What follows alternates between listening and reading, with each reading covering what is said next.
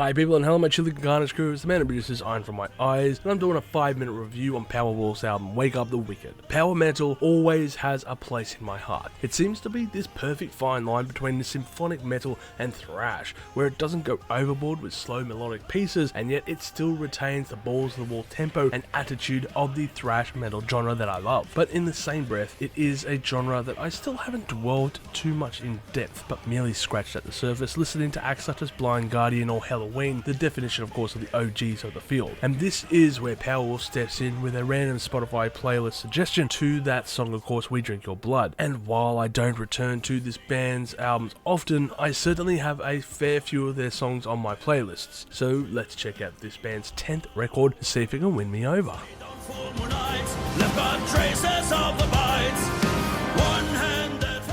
Now I cannot deny that the first couple of tracks off this record really began quite well, and certainly they are a great way to kickstart this record. Bless Them with the Blade, Sinners of the Seven Seas, and 1589. All of these songs can get the blood flowing and have powerful performances that really leave a big impact for the listener. Really, the first half of this record is nothing short of an eargasm, and I cannot fault what I am hearing from the band except for one thing. There is one major flaw when it comes to the power metal field, and I think it lies within the grandeur and over-the-top production usually found with its multi-layered vocal tracks and I guess extremely perfected guitar harmonies. It all just sounds so over-the-top and polished to perfection that it just doesn't feel real in the end, and this album does fall under this umbrella of being over-polished.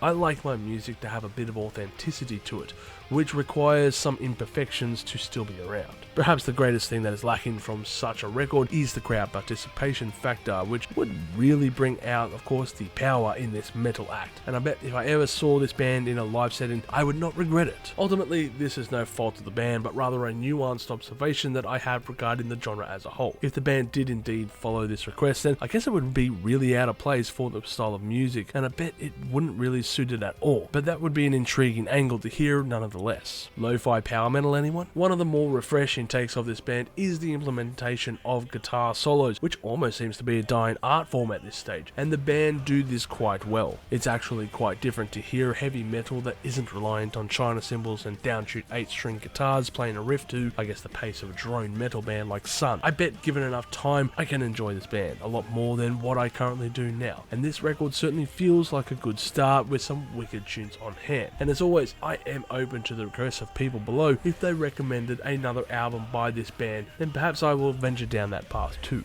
I imagine this band falls in similar vein to other acts such as Sabaton and Amon Amarth, judging their pennant for historical stories and bombastic riffs. If you do feel the need to check out this album, then don't be put off by the deluxe edition, which seems to be the default choice for this record, and it's 33 songs on offer at over 2 hours in length. The 2 bonus discs are made up purely of one being a live performance from the band, and the last disc just being an orchestral movements from the record, although it did feel weird seeing that the deluxe edition is already out, when usually it is reserved as an after release or a purchase that is made by physical media only upon the initial release. Overall, I'll give this album a score of 7 million chilies on the spicy scale, with my favourite tracks being 1589, Joan of Arc, and Bless Them with the Blade. If this is the future of metal, then I'm all for it. It has the energy and feels fresh amongst all things, and considering as much, I feel it is in good hands. It is a solid metal album by an interesting band, and I recommend that everyone check it out. If you've enjoyed this content, make sure to smash that like button, subscribe to us, and stay notified for future music related content, because it keeps our manager happy at the end of the day. We are also on Discord, Instagram, Facebook, and all those other social platforms if you want to check us out. As always, people, you have a great day and stay spicy.